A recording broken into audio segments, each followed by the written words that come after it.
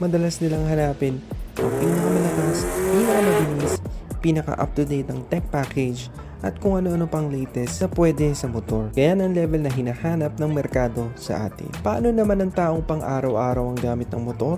Pangtrabaho, panghatid sa mga ticketing, pangunahing transportasyon ng motor at ginagamit din pang MC taxi.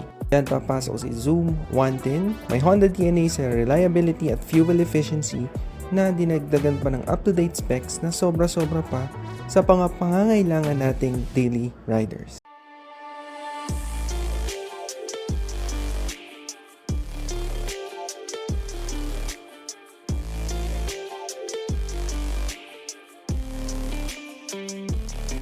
Sa engine, masasabing sapat na ang horsepower at torque figures nito kung nasa tamang environment ka. Sa city, basic. Dahil sa arangkada na first na motor na to, madali lang makaalis sa mga masisikip na situation. 0 to 40 niya, napakadali. Acceleration mo ay madali makuha kahit may angkas ka pa. Kahit sa chill long rides, hindi ka din dito mabibitin. Sa comfort naman at handling, di tulad ng traditional na low cc motor, mapahaba ang upuan, ito malapad at malambot. Parang naka 125cc kang motor. Madali siya i-maniobra in terms of handling dahil maiksi yung kanyang wheelbase. Wala nang tipping point pag maglilin ka kasi matik na magbe-banking ka kagad kasi maliit lang naman yung gulong. Very beneficial. Sa tires naman niya, yung MRF tires ang gamit na kahit basa ang daan, hindi naman ako nagkaroon ng experience ng dulas. Kaya commendable. Suspension naman, okay yung play ng suspension lalo na sa harap. Hindi kagad tumutukod at hindi singtigas ng parang masisira na ang ball race mo sa kahit maliliit na lubak lamang. Di tulad ng competition niya na ang sakit sa kamay talaga kahit sobrang relax ka na. Yung rear naman sakto lang, same lang din naman with the other scooters. Sa brakes, Vibre na to, subsidiary ni Brembo.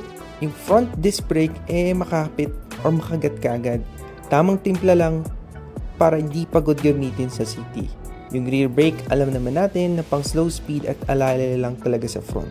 Ang maganda na lang dito is meron siyang combi brake system na hindi intuitive, or explain ko na lang later on kung paano yung difference na sa ibang combi brake, let's say for example ni Honda. Sa design, futuristic, alien, letter H or letter X na similar sa ADV 160 ang headlights niya, tsaka yung taillights. Bulky siya compared sa competition niya, striking yung looks niya kasi bago sa mata kaya pagtitingin ka talaga. When it comes to feel, very agile itong motor na to. Dali gamitin na para kang nakabike kasi magaan yung feeling mo.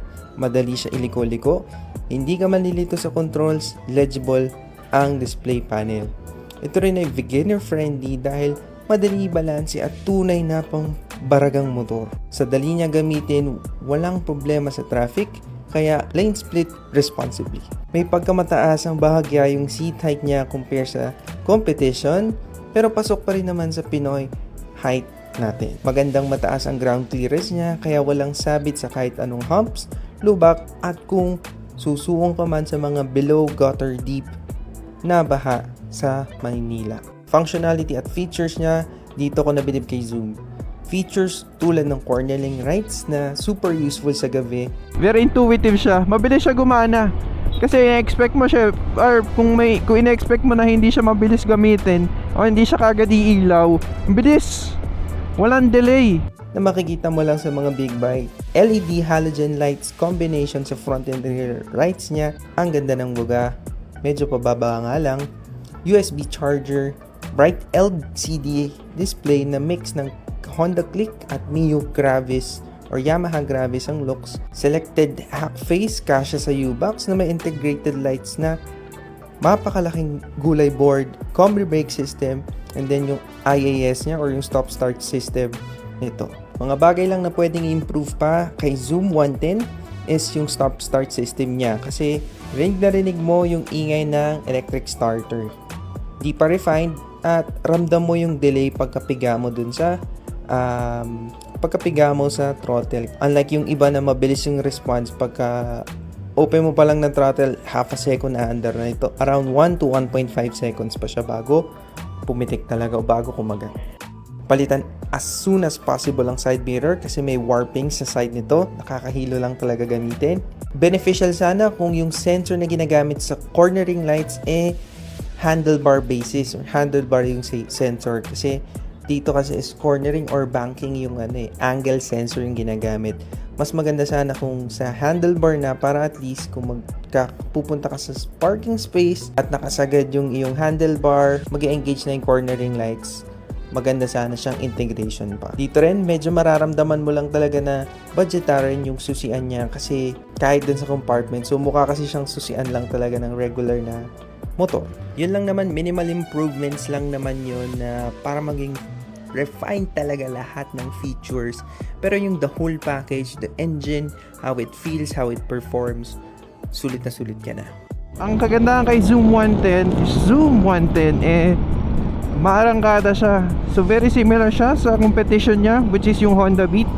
Yung Honda Beat kasi meron ako nun for the 5 years talaga, 60,000 odometer. So I can attest na very similar siya in a sense na upgraded.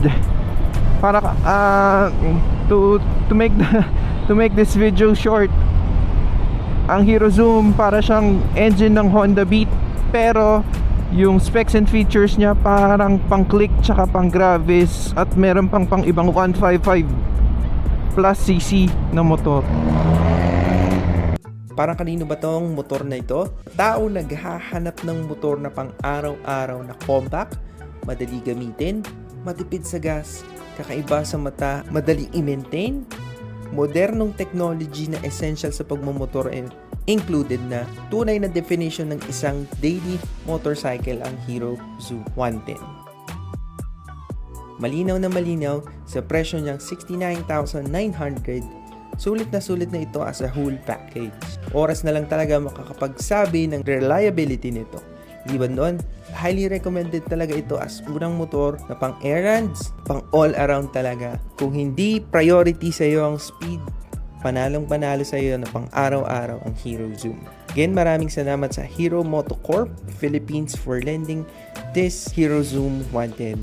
So dito na po nagtatapos. Like, share, and subscribe. Comment down below kung ano yung mga other questions nyo na hindi ko pa nasagot dito.